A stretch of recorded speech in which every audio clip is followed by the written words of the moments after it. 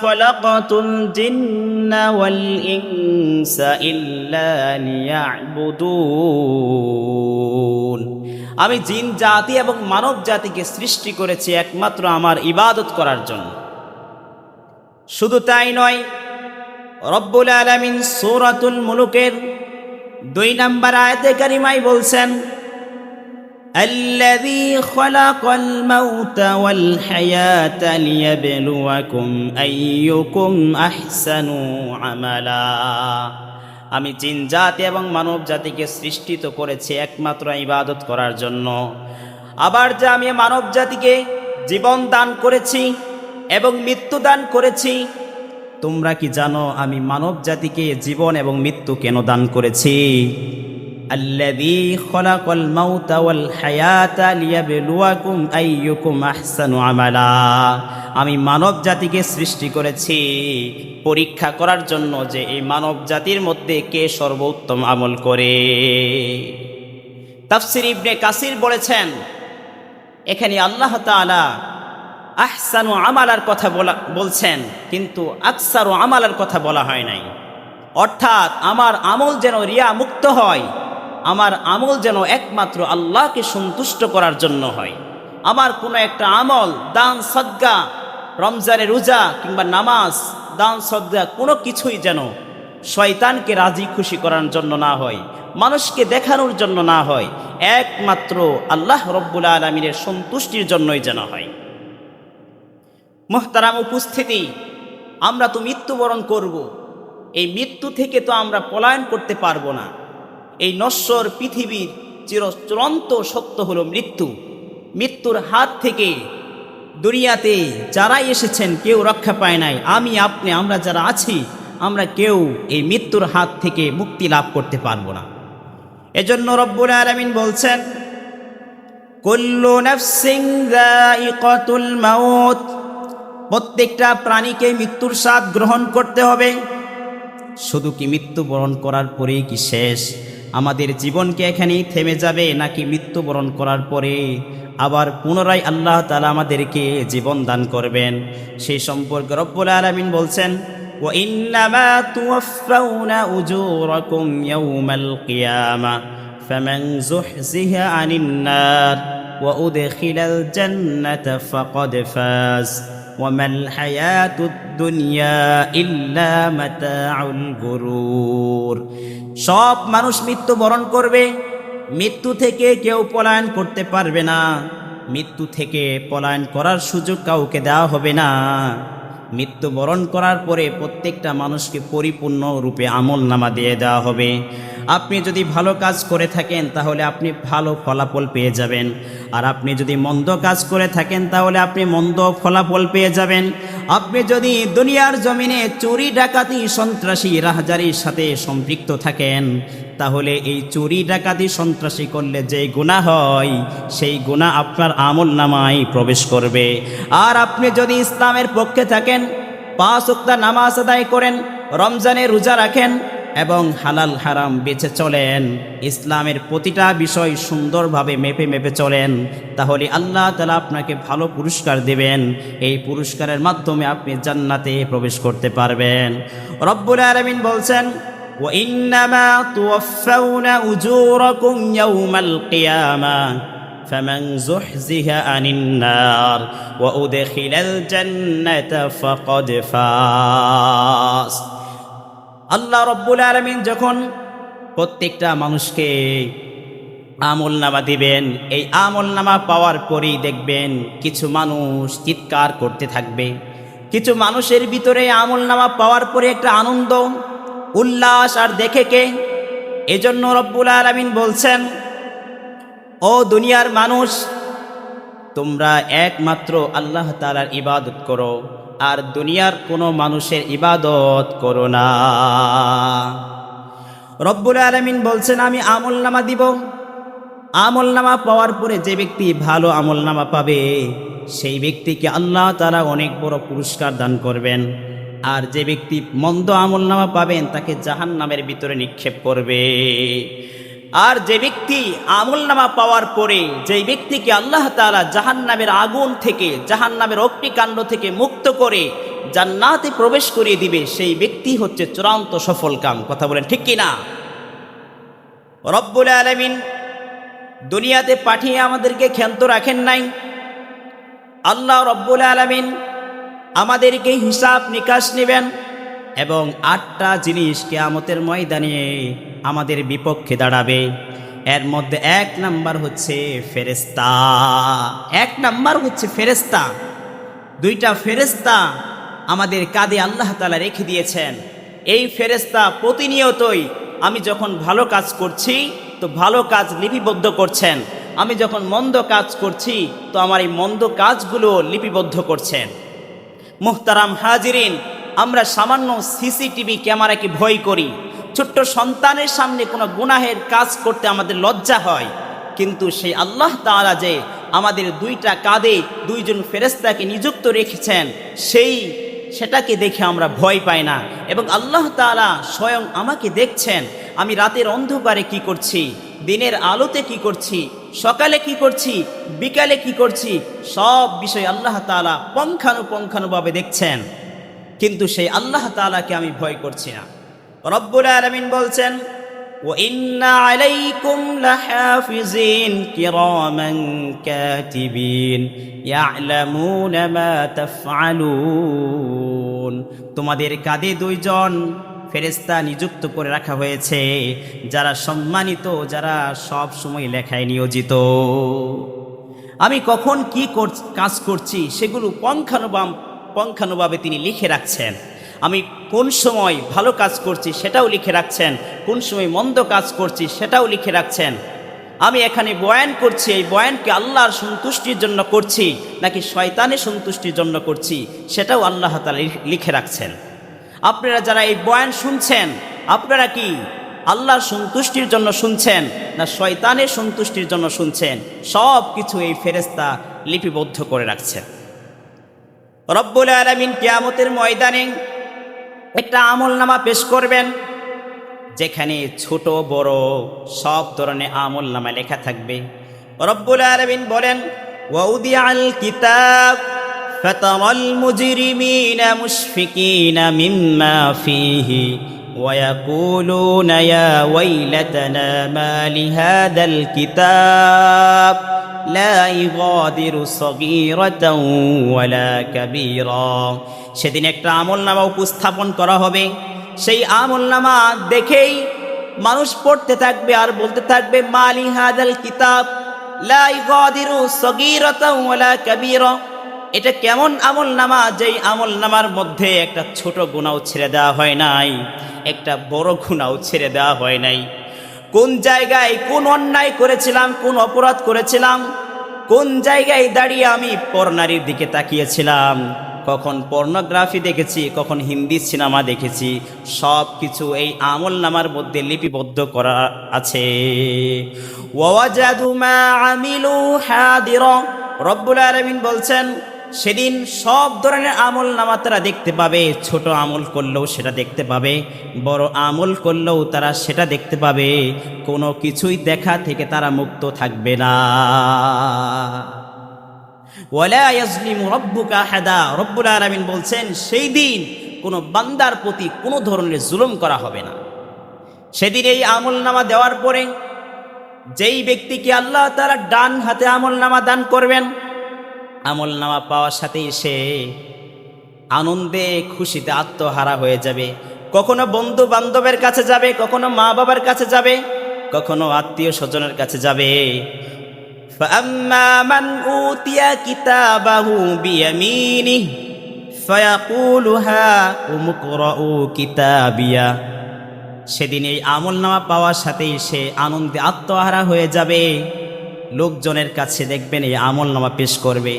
দুনিয়ার জমিনে দেখবেন, দুনিয়াতে যে পরীক্ষায় ভালো করে, পরীক্ষায় গোল্ডেন এ প্লাস পায়, সেই কিন্তু ওই আমলনামা, ওই রেজাল্টটা কিন্তু দেখবেন মায়ের কাছে একবার দেখায়, বাবার কাছে একবার দেখায়, ছোট ভাই বোনদের কাছে একবার দেখায়, আত্মীয় স্বজনের কাছে দেখায়, বন্ধু বান্ধবের কাছে ফোন দিয়ে বলে আমি গোল্ডেন এ প্লাস পেয়েছি। সেদিন কিয়ামতের ময়দানেও যখন ওই আমলনামা পেশ করা হবে, ওই আমলনামা পেশ করার পরেও ওই ব্যক্তি আমলনামা পেয়ে আনন্দে আত্মহারা হয়ে তার আত্মীয় স্বজন বন্ধু বান্ধবদের কাছে বারবার দেখাতে শুরু করবে আর বলবে, ইন্নী যানানতু আন্নী মুলাকিন হিসাবিয়া, আমি আগেই বিশ্বাস করেছিলাম যে আল্লাহ তাআলার সামনে আমাকে দাঁড়াতে হবে এবং হিসাবের সম্মুখীন হতে হবে। কুতুফুহা দানিয়া, যেমন সুন্দর জান্নাত, এমন সুন্দর চাকচিক্যময় জান্নাতে সে প্রবেশ করবে যার ফলমূলগুলো নিচের দিকে ঝুঁকে থাকবে। আর ওই ব্যক্তিকে রব্বুল আলামিন বলবেন, কুলু ওয়াশরাবু হানিআম বিমা আসলাফতুম ফিল আইয়ামিল খালিয়া, দুনিয়ার জমিনে যে কষ্ট করেছো, দুনিয়ার জমিনে যে শয়তানকে খুশি করো নাই, আমি আল্লাহ তাআলাকে খুশি করেছো। দুনিয়ার জমিনে নামাজ পড়েছো, রোজা রাখছো, হজ করেছো, যাকাত দিয়েছো, ইসলামের প্রতিটা বিধান পুঙ্খানুপুঙ্খানুভাবে আদায় করেছো। আজকে সেই জন্য কুলু ওয়াশরাবু হানিআম বিমা আসলাফতুম ফিল আইয়ামিল খালিয়া, সেজন্য আজকে তুমি স্বাচ্ছন্দ্য বোধের সাথে আনন্দের সাথে পানাহার করতে থাকো।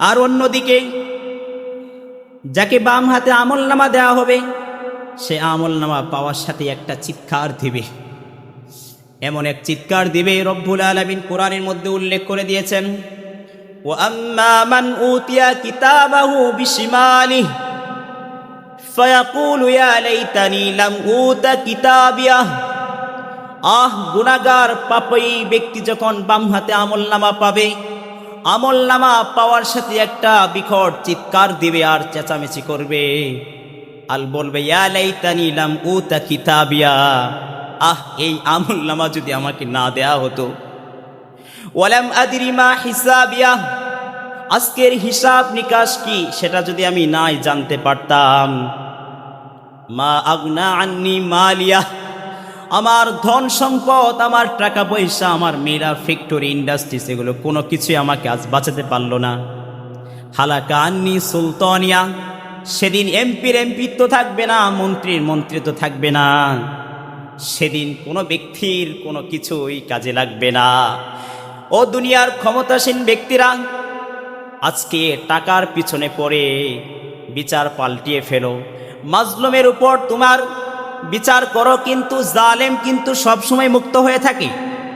জালেমরা চিল্লায়, রাস্তার মুড়ে মুড়ে কথা বলে, আর মাজলুম কিন্তু রাতের শুয়ে শুয়ে চোখের পানি জরা। সেদিন কিন্তু কোনো কিছুই কাজে আসবে না, সেদিন আপনার বাড়ি গাড়ি, মিল আর ফ্যাক্টরি, ইন্ডাস্ট্রি, সেগুলো কোনো কিছুই কাজে আসবে না। সেদিন আপনার ক্ষমতা, আপনার এমপিত্ব, আপনার মেম্বারিত্ব, আপনার চেয়ারম্যানিত্ব, আপনার ক্ষমতার দাপট, অহংকার, এগুলো কোনো কিছুই কাজে আসবে না। শুধু তাই নয়, সেদিন এই জমিনও আমাদের বিপক্ষে সাক্ষী দেবে। এই জমিনের ভিতরে আমরা বসবাস করি, এই জমিনের ভিতরে আমরা খাওয়া দাওয়া করি, এই জমিনের ভিতরে আমরা ফসল ফলাই, এই জমিনের ভিতরে আমরা বিচরণ করি, এখানে ঘর বাড়ি সব কিছু নিয়ন্ত্রণ করি। এরপরও এই জমিন কিন্তু কিয়ামতের ময়দানে আমাদের বিপক্ষে সাক্ষী দেবে। রব্বুল আলামিন বলছেন, ওয়া আখরাজাতিল আরদু আসকালাহা ওয়া ক্বালাল ইনসানু মা লাহা ইয়াওমাইযিন তুহাদ্দিসু আখবারাহা বিআন্না রাব্বাকা আওহা লাহা, সেদিন এই জমিন তার ভূগর্ভের ভিতরে যা কিছু আছে সব কিছু বের করে দিবে। জমিনের এমন কাণ্ড দেখে, এমন অবস্থা দেখে সেদিন মানুষগুলো বিভীষিকা পাগলের নিয়ে ছুটাছুটি করবে আর বলবে, এই জমিনের কি হলো? ওয়া আখরাজাতিল আরদু আসকালাহা ওয়া ক্বালাল ইনসানু মা লাহা, এই জমিনের কি হলো? ইয়াওমাইযিন তুহাদ্দিসু আখবারাহা, আজকে তার ভিতরে যত খবর আছে, যত সংবাদ আছে সব কিছু প্রকাশ করে দিচ্ছে। ইন্না রাব্বাকা আওহা লাহা, সেই তো, তাকে তো সেই আল্লাহ তাআলা হুকুম দিয়েছেন, আদেশ করেছেন, সেজন্য তিনি এই কাজগুলো করছেন। শুধু কি জমিন আমাদের বিপক্ষে সাক্ষী দিবে? না, জমিন সাক্ষী দিবে না। জমিন ছাড়াও কিয়ামতের ময়দানে জিহ্বাও আমাদের বিপক্ষে সাক্ষী দিবে। জিহ্বা সম্পর্কে রব্বুল আলামিন বলছেন, ইয়াউমা তাশহাদু আলাইহিম আলসিনাতুহুম ওয়া আইদিহিম ওয়া আরজুলুহুম বিমা কানু ইয়ামালুন। সেদিনের কথা স্মরণ করো যেদিন তোমার জিহ্বা, তোমার হাত পা তোমার বিপক্ষে সাক্ষী হয়ে দাঁড়াবে। এই আয়াত শোনার পরে অনেকেই বলছেন সেদিন তো মিথ্যা বলবো, কারণ দুনিয়াতে অনেক মিথ্যা বলে অনেক টাকা উপার্জন করেছি, মিথ্যা বলে অন্যের সম্পত্তিও অনেক উদ্ধার করেছি, আত্মসাৎ করেছি, অনেক কিছু মিথ্যা বলে অর্জন করেছি, কিন্তু সেদিনও মিথ্যা বলবো। সেদিন কিন্তু মিথ্যা বলার কোনো সুযোগ নাই। রব্বুল আলামিন সূরাতুল ইয়াসিনের মধ্যে বলছেন, اليوم نختم على أفواههم وتكلمنا أيديهم وتشهد أرجلهم بما كانوا يعملون। সেদিন রব্বুল আলামিন বলছেন আজকে আমি তাদের মুখকে বন্ধ করে দেব, সিলমোহর লাগিয়ে দেব। اليوم نختم على أفواههم, আজ আমি তাদের মুখে সিলমোহর লাগিয়ে দেব। وتكلمنا أيديهم, তাদের হাতগুলো আমার সাথে কথা বলবে। ওয়াতাশহাদু আরজুলুহুম বিমা কানু ইয়াকসিবুন, এবং তাদের কৃতকর্ম সম্পর্কে তাদের পাগুলো আমার কাছে সাক্ষী দিবে। মুহতারাম উপস্থিতি, সেদিন যদি আমার প্রতিটি অঙ্গ প্রত্যঙ্গ যদি আল্লাহ তাআলার কাছে সাক্ষ্য দেয়, আল্লাহ তাআলার কাছে যদি সাক্ষ্য দিয়ে বলে, এই হাত যদি বলে আমি এই কাজ করেছে, আমাকে দিয়ে পরনারী স্পর্শ করেছে, আমার এই হাত যদি বলে আমাকে দিয়ে সে ঘুষ নিয়েছে, ঘুষ দিয়েছে, আমাকে দিয়ে অমুক অন্যায় করেছে, সেদিন আমি কিয়ামতের ময়দানে কোন জবাব দিব?